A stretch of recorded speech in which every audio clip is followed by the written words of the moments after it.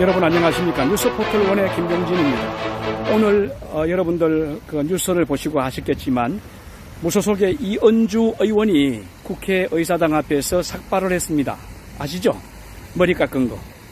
이은주 의원이 오늘 삭발을 하면서 이런 말을 했습니다. 대통령의 오만과 아집으로 대한민국의 민주주의가 파탄이 났다. 어느 진영이든 보편적 역사 발전을 믿고 나가야 한다. 특권과 반칙, 편법과 꼼수, 탈법과 위법이 난무하는 비리백화점의 당당함에 국민적 분노가 솟구쳤음에도 그를 법무부 장관에 임명했다. 이번 조국 사태로 문재인 정권을 떠받치는 86 운동권 세력의 민낯이 드러났다. 우리는 조국과 그 주변 세력을 보면서 운동권 세력이 이제는 괴물이 되어버렸음을 목격하고 있다. 그들은 국가 파괴 세력이다. 나와 다르면 부수는 파시즘적 독재를 한다라고 문재인 정부와 문재인 대통령 그리고 조국 법무부 장관에 대하여 신랄하게 비판을 가했습니다. 그러면서 내가 그들을 막지 못한 것에 대한 그런 죄책감으로 삭발을 한다라고 했습니다. 젊은 정치인이죠. 조국 장관의 임명에 대해서 반대를 외쳤던 무소속 이은주 의원. 이은주 의원 여러분 잘 아시죠? 젊습니다. 1972년 부산에서 태어났고요. 1995년에 서울대를 졸업하고 1997년에 39회 사법고시를 합격했습니다. 그리고 변호사로 활동하다가 광명시 민주통합당 후보로 국회의원에 입성합니다. 19대 국회의원으로. 그리고 탈당을 합니다. 국민의당으로 가서 안철수 의원을 돕지요. 그러다가 바른미래당으로 합당하기 때문에 바른미래당 소속으로 국회의원 활동했던 사람입니다. 바른미래당에서도 늘 비토 세력으로 정의로운 것이 무엇인가를 고민했던 것 같아요. 그래서 보궐선거 유세 관련하여 당원권 정지를 당했다가 패스트트랙 통과에 반발합니다. 그 반발로 인하여 바른미래당을 탈당했던 의원이 바로 이은주 의원입니다.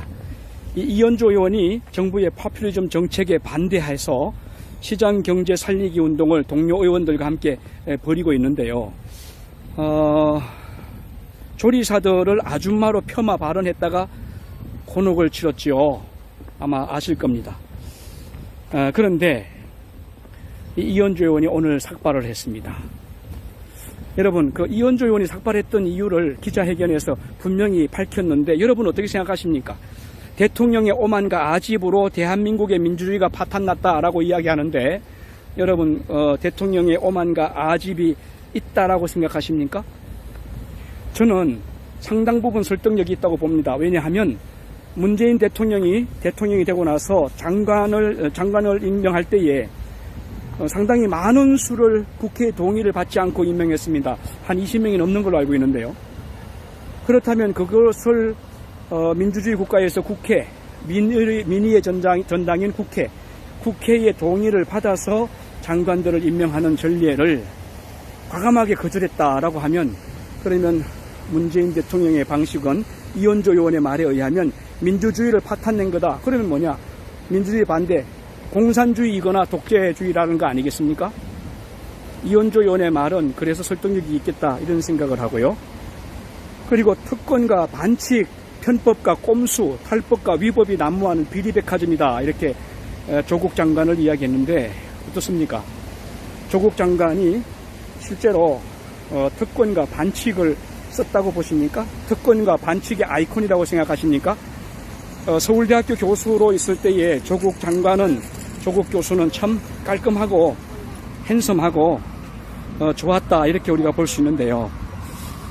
이분이 장관 후보자로 딱 등장하면서부터 그 삶에 대하여 낱낱이 까부시게 되니까요.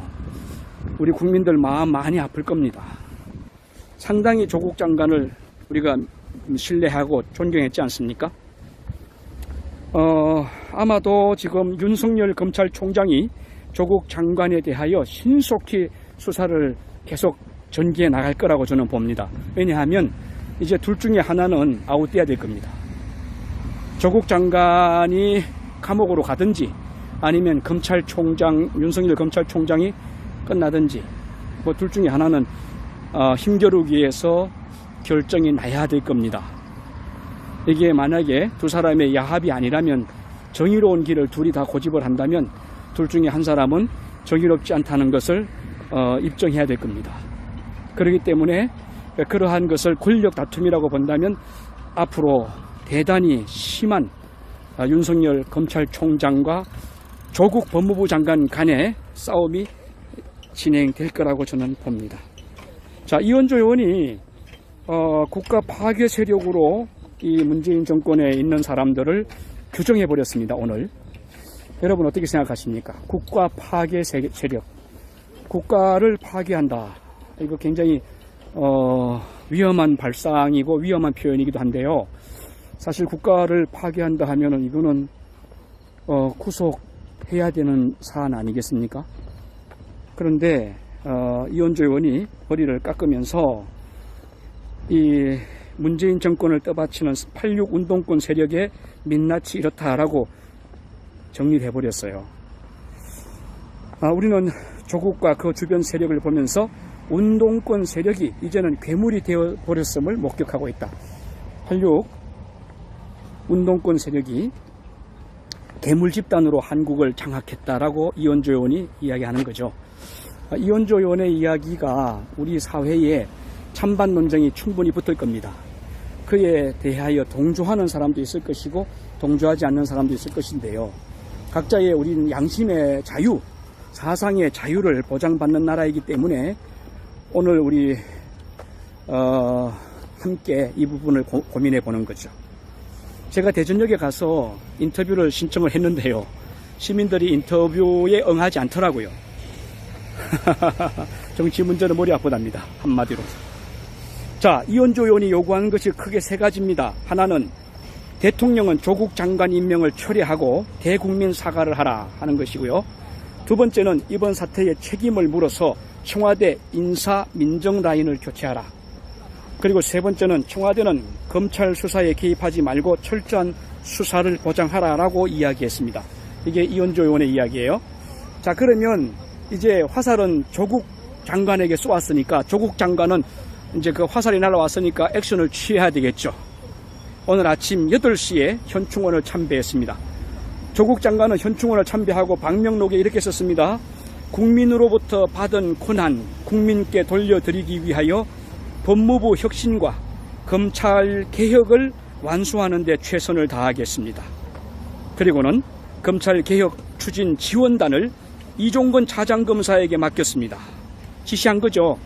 검찰 개혁 추진 지원단을 구성했다 하면 이제 검찰 중에서도 자신들이 봤을 때 정치 검찰이다 또는 좌편향 또는 우편향 이렇게 해서 자기들의 잣대에 맞지 않는 그런 부류들을 정리하겠다는 그런 거 아니겠습니까?